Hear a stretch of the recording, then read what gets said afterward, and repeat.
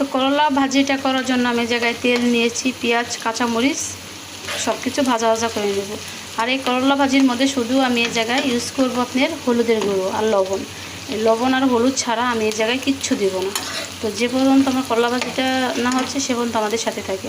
তো মাপু আপনাদের বলেছিলাম যে জায়গায় হলুদ আর ওই লোকে লবণই ব্যবহার করা, কিচ্ছু না। তো হলুদ আর লবণ দিয়ে আমি যে সুন্দরভাবে এই করে নিয়েছি, পেঁয়াজের সাথে মাখিয়ে করে ভেজে নিয়েছি। আর এই দেখে নিয়েছি আমার করলা। তো করলা ভাজিটা আমি কীভাবে করবো অবশ্যই আপনারা আমার সাথে থাকবেন।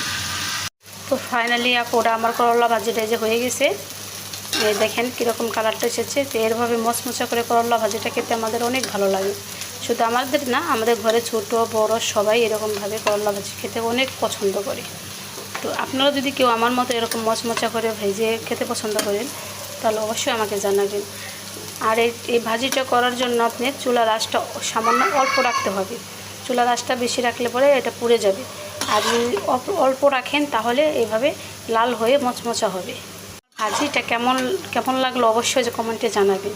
আর আমরা অবশ্যই আমার চ্যানেলটা সাবস্ক্রাইব করে যাবেন। এই যে আমার ভাজিটা নামিয়ে ফেলেছি, দেখেন যেমন কালারটা হয়েছে তেমন খেতে মচমচা হয়েছে। আর খেতে অনেক মজা হয়েছে, দেখেই জিভে জল এসে যায়। দেখছেন, এটা হলো করলা ভাজি, দেখেই জিভে জল এসে যায়। তো আমার ভাজিটা কেমন হয়েছে জানাবেন। আল্লাহ হাফেজ।